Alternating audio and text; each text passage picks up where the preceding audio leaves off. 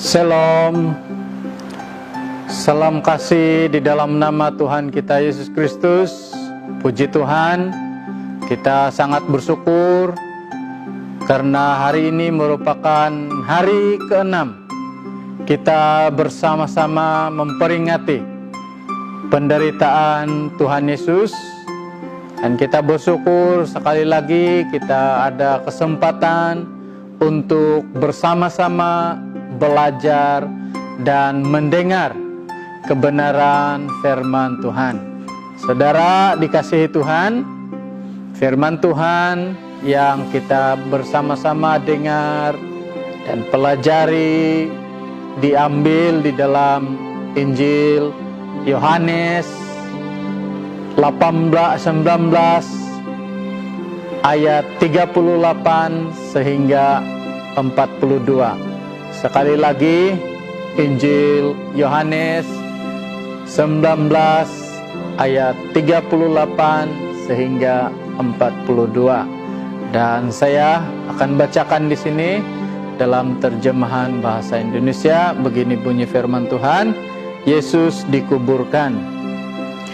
Sesudah itu Yusuf dari Arimatia, ia murid Yesus, tetapi sembunyi-sembunyi karena takut kepada orang-orang Yahudi, meminta kepada Pilatus supaya ia diperbolehkan menurunkan mayat Yesus, dan Pilatus meluluskan permintaannya itu. Lalu datanglah ia dan menurunkan mayat itu. Juga Nikodemus datang ke situ. Dialah yang mula-mula datang waktu malam kepada Yesus. Ia membawa campuran minyak mur dengan minyak gaharu, kira-kira 50 kati beratnya. Mereka mengambil mayat Yesus, mengepaninya dengan kain lenan dan membubuhinya dengan rempah-rempah menurut adat orang Yahudi bila menguburkan mayat. Dekat tempat di mana Yesus disalibkan ada suatu taman, dan dalam taman itu ada suatu kubur baru yang di dalamnya belum pernah dimakamkan seseorang. Ayat yang terakhir, karena hari itu hari persiapan orang Yahudi, sedang kubur itu tidak jauh letaknya, maka mereka meletakkan mayat Yesus ke situ. Saudara dikasihi Tuhan, demikian pembacaan firman Tuhan. Saudara yang dikasihi Tuhan, hari ini kita belajar satu lagi tema firman Tuhan, yaitu Yesus dikuburkan. Saudara dikasihi Tuhan, kita tahu peristiwa Yesus dikuburkan merupakan salah satu peristiwa yang penting di dalam Alkitab. Saudara, biasanya pada waktu itu orang yang disalibkan, apalagi kita tahu orang yang disalibkan itu melakukan kesalahan, biasanya mereka tidak akan dikuburkan dan mereka dibiarkan, atau mayat mereka dibiarkan di sana saja. Atau ada juga yang diserahkan kepada keluarga untuk diurus. Tetapi saudara dikasihi Tuhan, puji Tuhan untuk kematian Tuhan Yesus, dia dikuburkan oleh Yusuf dan juga Nikodemus. Saudara dikasihi Tuhan, melalui firman Tuhan yang sudah kita baca tadi, kita dapat melihat bagaimana Yusuf yang merupakan seorang murid Tuhan Yesus, tetapi dia secara bersembunyi menjadi murid Tuhan Yesus. Dan ketika Yesus mati, dia datang kepada Pilatus untuk meminta supaya Pilatus mengizinkan dia menurunkan mayat Yesus dari salib dan seterusnya menguburkan. Saudara dikasihi Tuhan, Yusuf, maksud nama ini orang yang menyembah. Dan kita dapat melihat Yusuf dari Arimatia ini seorang pemimpin agama Yahudi, seorang kaya, seorang ahli majelis agama Yahudi. Dia dengan berani datang kepada Pilatus untuk meminta mayat Tuhan Yesus. Saudara yang dikasihi Tuhan, Yusuf bersama-sama Nikodemus mengkebumikan mayat Tuhan Yesus atau mengkebumikan Yesus. Nikodemus, kita tahu dia merupakan orang yang berjumpa Yesus ketika waktu malam di dalam Injil Yohanes bab yang ketiga. Dan Nikodemus juga di dalam Yohanes 7 membela Tuhan Yesus. Dan kita tahu Nikodemus adalah seorang kaya, seorang pemimpin agama Yahudi, seorang guru agama. Dan saudara, Nikodemus sewaktu pengkebumian Tuhan Yesus, dia membawa lebih kurang 30 kilogram gaharu dan juga mur. Satu jumlah yang sangat banyak. Ada penafsir yang meragui ini. Tetapi kita harus ingat bahwa Nikodemus seorang kaya, maka dia mampu untuk membelinya. Lagi pula kalau kita melihat pengkebumian budaya Yahudi, Gamaliel sendiri seorang guru, lebih kurang 36 kilogram rempah-rempah yang digunakan untuk pengkebumiannya. Jadi tidak mustahil kalau Nikodemus juga sewaktu pengkebumian Yesus dia membawa 30 kilogram mur dan gaharu, satu jumlah yang sangat banyak.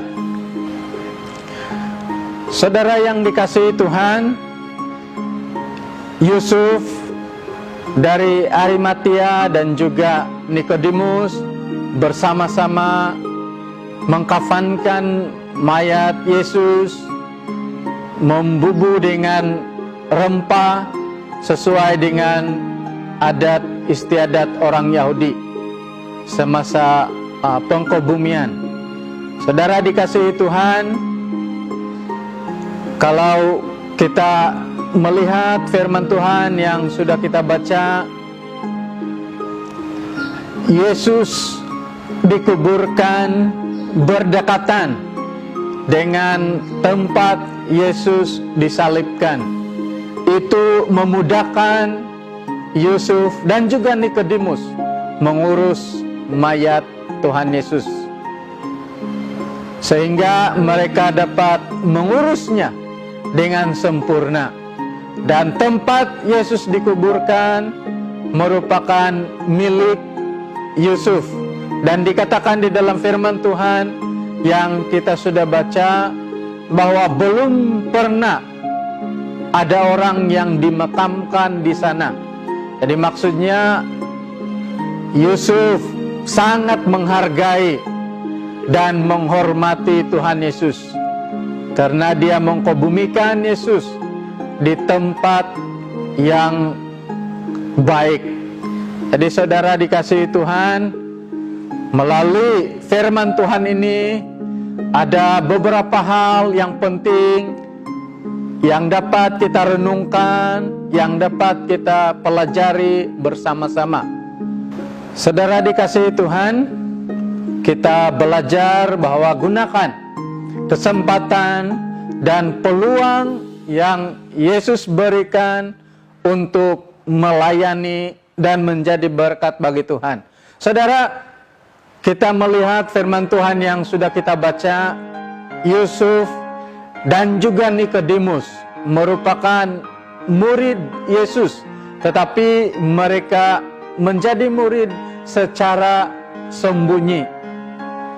Dan setelah Yesus meninggal, barulah mereka dapat menyatakan mereka murid Yesus di depan orang. Dan setelah Yesus meninggal, barulah kita dapat melihat mereka berdua dapat melayani Tuhan. Puji Tuhan karena mereka masih ada kesempatan untuk melayani Tuhan. Dan saudara, ini sebenarnya menjadi sesuatu pelajaran yang sangat penting bagi kita sebagai anak-anak Tuhan, bahwa kesempatan yang Tuhan berikan kita gunakan untuk melayani. Kesempatan yang Tuhan berikan kita gunakan untuk menjadi berkat.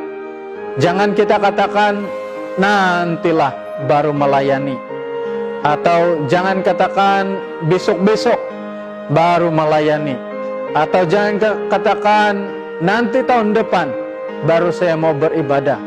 Saudara, tidak selalu ada kesempatan. Jadi peluang yang Tuhan berikan harus digunakan untuk kita boleh menjadi berkat bagi Tuhan. Jadi itu hal pertama yang boleh kita renungkan.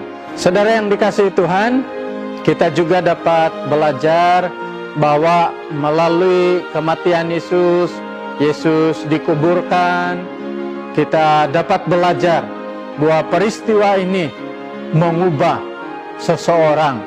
Kalau kita melihat Alkitab, ada banyak yang diubah, ada ramai orang yang diubah melalui kematian Tuhan Yesus. Dalam Markus 15 ayat 39, ketua askar mengatakan bahwa sungguh Yesus anak Allah.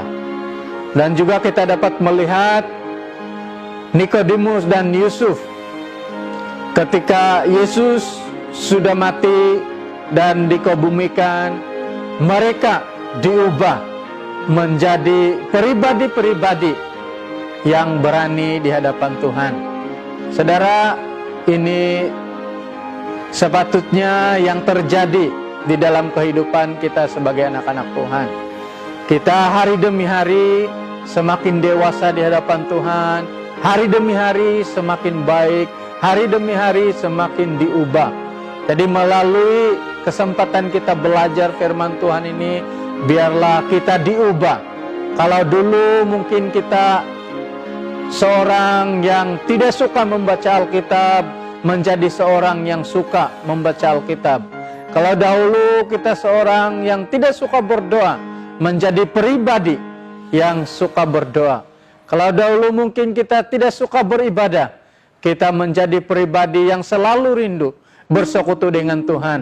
Kalau dulu mungkin kita suka pesta pora, kita ubah, kita menjadi anak-anak Tuhan yang menjadi berkat.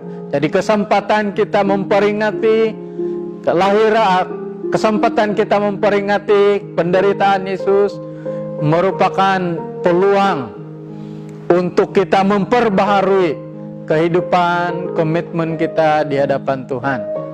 Saudara dikasihi Tuhan, melalui firman Tuhan yang sudah kita renungkan, biarlah mendorong kita, menolong kita untuk menggunakan waktu yang Tuhan berikan untuk melayani, menggunakan waktu yang Tuhan berikan untuk menjadi berkat.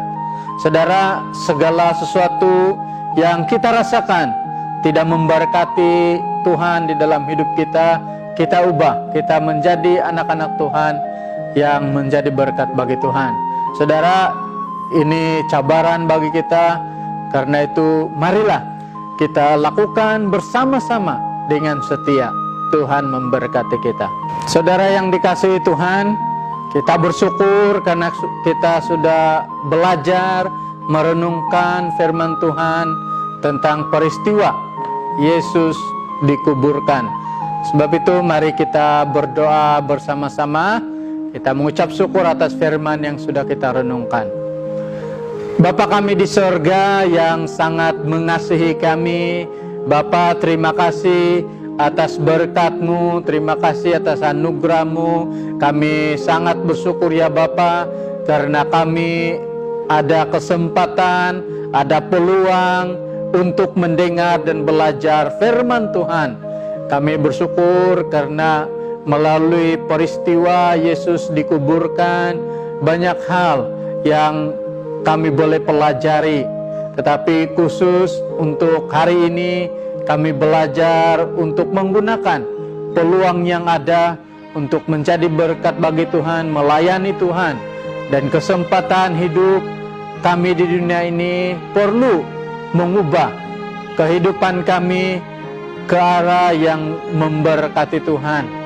Kalau selama ini ada hal-hal yang tidak memuliakan Tuhan, kami sering lakukan, biarlah melalui kami memperingati penderitaan Yesus ini akan memberikan kesempatan untuk kami berubah. Bapa, terima kasih atas berkat-Mu. Biarlah Engkau yang memberkati firman Tuhan yang sudah ditaburkan terus menjadi berkat bagi kami. Bapa di surga, kami mau berdoa untuk anggota jemaat-Mu dimanapun berada. Tuhan memberkati. Kami tahu Tuhan, khususnya di negara kami, PKP dilanjutkan sehingga 28 April. Kami tahu ini untuk kebaikan rakyat Malaysia, supaya penularan penyakit COVID-19 dapat dihentikan. Sebab itu Tuhan, kami berdoa supaya Tuhan yang memberikan kami kekuatan, Tuhan yang memberkati kami, Tuhan memberikan kami sukacita, supaya meskipun kami berada di tempat kami masing-masing, di rumah kami masing-masing, itu tidak menghalang kami untuk ada sukacita di dalam Engkau. Apalagi ini merupakan kesempatan untuk kami bersekutu bersama-sama. Bapa, terima kasih Engkau memberkati kami semua, Engkau memberkati negara kami, Engkau memberkati pemimpin-pemimpin di negara kami, Engkau memberkati setiap rakyat Malaysia. Terima kasih Tuhan, biarlah Engkau yang terus melindungi kami dari penularan penyakit COVID-19. Terima kasih Tuhan, kami serahkan semuanya dalam tangan-Mu. Di dalam nama Yesus kami berdoa. Amin.